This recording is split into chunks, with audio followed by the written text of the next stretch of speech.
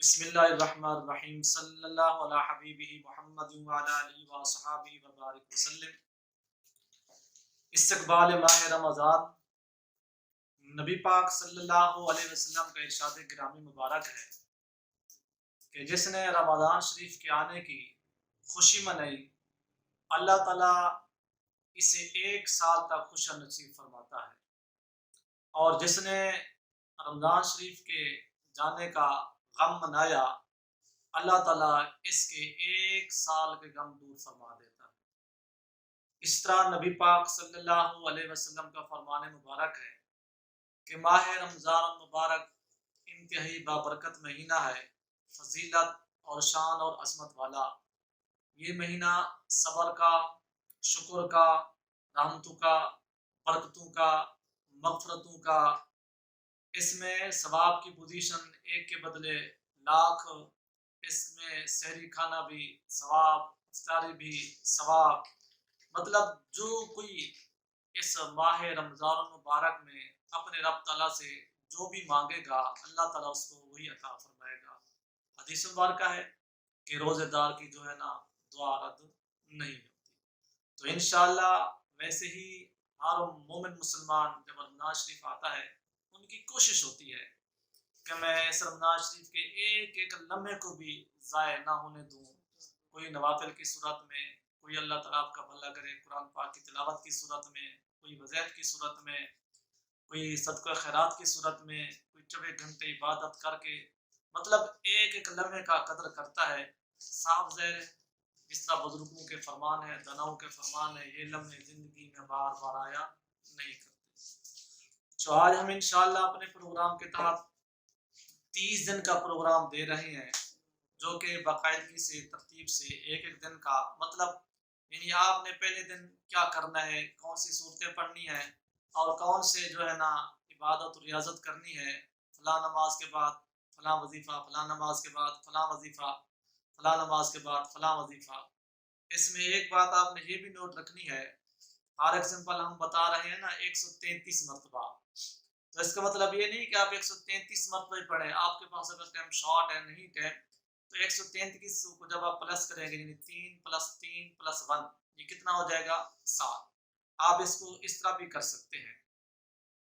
تو سب سے پہلے ہم بات کرتے ہیں تسبیح تراویح کی، کیونکہ رمضان شریف تسبیح تراویح اور روزے میں ہی اس کی زینت ہے۔ جس طرح ہم لوگ کپڑے پہن کر خوبصورت ہوتے ہیں، اس طرح رمضان شریف کی جو مین اور اہم عبادت میں سے ایک عبادت وہ کیا ہے؟ تراویح ہے۔ تراویح 20 رکعتیں ہیں۔ آج کل حالات پوزیشن کچھ اور ہیں، کوشش کریں گھر میں پڑھنے کی، مساجد میں پڑھیں، تب بھی 4 رکعتوں کے بعد ہم ایک تربیہ جس کو بولتے ہیں، اور اس کے بعد ایک تسبیح پڑھتے ہیں، تو تقریباً زد عام مشہور اور معروف ہے، ہر ایک کو آتی ہے، خواہ وہ مرد ہے خواہ وہ عورت ہے، ہر ایک نے 4 رکعتوں کے بعد تسبیح تراویح باقاعدگی سے پڑھنی ہے۔ بھلا کیسے؟ سبحان ذی الملک والملکوت، سبحان ذی العزت والعصمت والہیبت والقدرت والکبریاء والجبروت، سبحان الملک الحی الذی لا ینام ولا یموت، سبوح قدوس ربنا ورب الملائکۃ والروح، اللہم اجرنا من النار یا مجیر یا مجیر یا مجیر، درود بر سید عالم، صلاۃ بر محمد صلی اللہ علیہ وسلم۔ جی آپ نے تسبیح تراویح یاد رکھنی ہے، صاحب ذرا اس کو بار بار آپ سنیں گے یا نماز کے کتابچے میں دیکھ کر اس کو یاد کر لیں گے تو آسانی سے یاد ہو جائے گی۔ اب ہم آتے ہیں رمضان شریف کی پہلی شب، پہلی رات میں آپ نے بھلا کیا کرنا ہے؟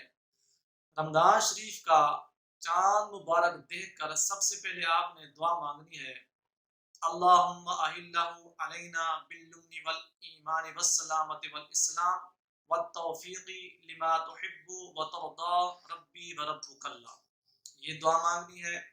اس کے بعد آپ نے سورہ شورى مبارکہ کی آیات نمبر 28 یعنی 28، اس کو آپ نے پڑھنا ہے 70 مرتبہ، وَهُوَ الْوَلِيُّ الْحَمِيدُ وَهُوَ الْوَلِيُّ الْحَمِيدُ وَهُوَ الْوَلِيُّ الْحَمِيدُ، ہاتھوں پر دم کر کے چہرے پر پھیر لیں اور جو دعا مانگیں انشاءاللہ قبول ہوگی۔ اسی طرح رمضان شریف کی پہلی شب مغرب کے بعد یا عشاء کے بعد آپ نے کوشش کرنی ہے سورۃ فتح شریف کم از کم 3 مرتبہ پڑھنی ہے۔ سورۃ فتح 24ویں پارے میں سورۃ محمد صلی اللہ علیہ وسلم کے آگے والی سورت ہے۔ انا فتحنا لک فتحا مبینا، جو آدمی 3 مرتبہ پڑھ لے گا پورا سال آفات و بلیجات سے، دشمن کے شر شیطان سے، ہر قسمی حادثات و آفات سے محفوظ رہے گا اور اس کے رزق کاروبار میں بے شمار اضافہ ہوگا۔